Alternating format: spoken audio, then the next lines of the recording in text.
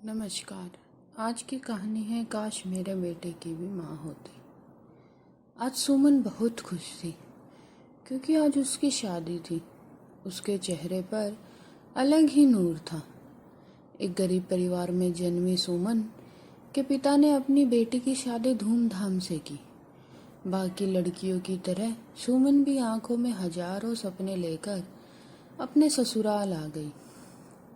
उसका पति सुमेर खेती करता था।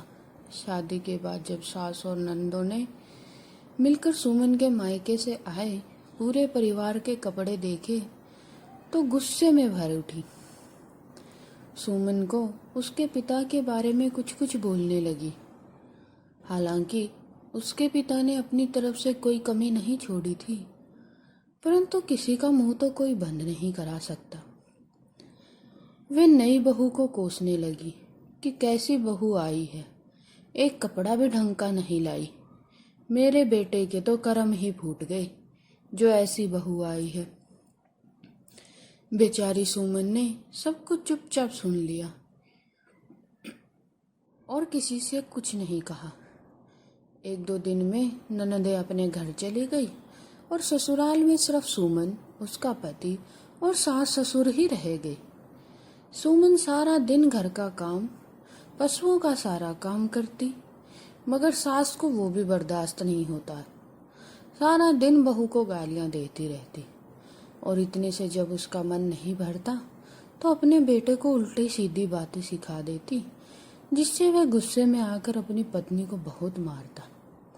कभी थप्पड़, कभी चप्पल, डंडे और कभी कभी तो अपनी पैंट की बेल्ट से भी उसे मारता। वह बेचारी यही अपनी किस्मत मानकर जिंदगी काट रही थी।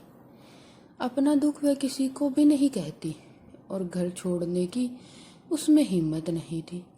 आखिर बेचारी जाती कहाँ? बाप तो अभी तक शादी के कर्ज को उतार रहा था। ऐसे में वह पिता पर भी बोझ नहीं बनना चाहती थी। किसी से अपनी तकलीफ न कह पाने की वजह से वह डिप्रेशन की शिकार होने लगी। वह सामान रखकर भूल जाती, उसे याद करने में भी तकलीफ होने लगी और सास पड़ोसियों को कहती कि मेरी बहू पागल है। कुछ समय बाद सुमन ने एक बहुत ही सुंदर से बेटे को जन्म दिया।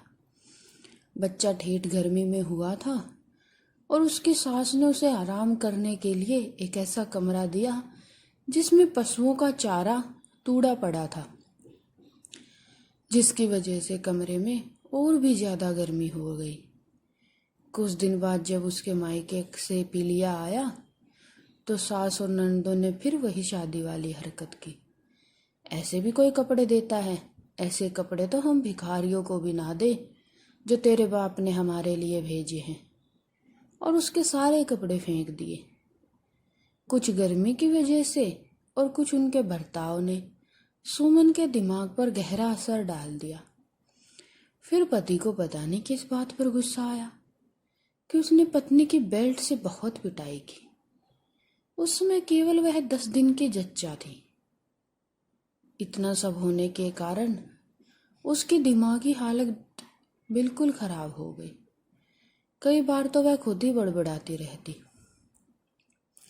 एक दिन मौका पाकर सुमन ने अपने पूरे शरीर पर मिट्टी का तेल डालकर आग लगा ली। जब तक लोगों ने आग बुझाई तब तक वह 80% तक जल चुकी थी। हॉस्पिटल ले जाते वक्त भी वह होश में थी। तो उसकी सास और घर की बाकी औरतों ने उसे समझाना शुरू किया कि देख बेटी, जो होना था वह तो हो गया। अब तू अपने ससुराल वालों पर इतना एहसान कर देना कि पुलिस में इनका नाम ना लिखवाना। अगर तू इनका नाम लिखवा देगी और ये सब जेल चले गए तो तेरे 1 महीने के बेटे को कौन संभालेगा? उसका क्या होगा? इस वक्त भी वे सब अपने बारे में ही सोच रही थी। किसी को बहू की कोई भी चिंता नहीं थी। मगर बहू भी मरते मरते सिर्फ अपने बेटे के लिए पुलिस को झूठ कह गई कि घर में स्टोव फट गया था जिससे उसे आग लग गई। जब सुमन के मायके वालों को पता चला कि उसकी मौत हो गई है तो वे भागे भागे आए उसके पिता को तो जैसे यकीन ही नहीं हो रहा था कि उसकी बेटी अब इस दुनिया में नहीं रही। किसी ने सुमन की सास को बताया कि सुमन के मायके वाले आ रहे हैं और वे लोग बहुत गुस्से में हैं। कुछ औरतों को भी साथ में लेकर आ रहे हैं। कह रहे थे कि उसकी सास को आज हम नहीं छोड़ेंगे। सास इतना सुनते ही बहू का क्रियाक्रम होने से पहले ही पड़ोसी के घर में जाकर छुप गई और तब तक बाहर नहीं आई जब तक उसके मायके वाले वापस ना चले गए। इस घटना को 1 साल भी नहीं हुआ था कि सास ने अपने बेटे की दूसरी शादी करवा दी। सास ने दूसरी बहू के साथ भी वही करना चाहा जो वह पहली के साथ करती थी, मगर नई बहू बहुत तेज थी। सास की उसने एक न चलने दी। बेटा भी पत्नी के मरने से काफी सीख चुका था, तो वह इस बार कोई भी गलती नहीं करना चाहता था। जब भी माँ बहू की शिकायत करती तो वह अपनी माँ को ही चुप रहने को कहता। अब बहू सास को सुनाती थी तो सास बाहर जाकर अपनी सहेलियों में रोती कि मेरी पहली बहू बहुत अच्छी थी, ये तो डायन है डायन। सुमन का बेटा भी अब बड़ा होने लगा था और उसकी एक छोटी बहन भी इस दुनिया में आ गई थी जिसे वह बहुत प्यार करता था, मगर सौतेली माँ उसे अपना बेटा नहीं मानती थी। वह ना तो उससे प्यार से बात करती और ना ही उसकी कोई चिंता। उसे बस अपनी बेटी की ही चिंता रहती। छोटे बच्चे को अभी तक यही नहीं पता था कि यह मेरी असली माँ नहीं है।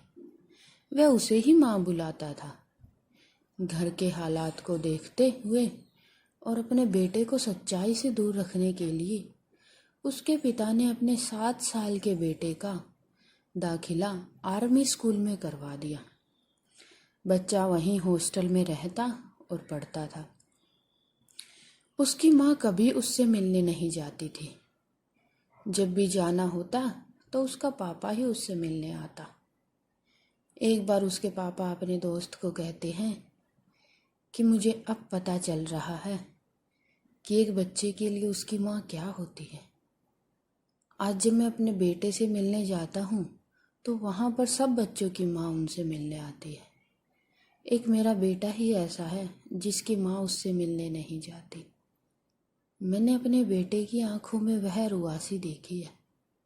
काश मेरे बेटे की माँ जिंदा होती। कहानी सुनने के लिए धन्यवाद। नमस्कार।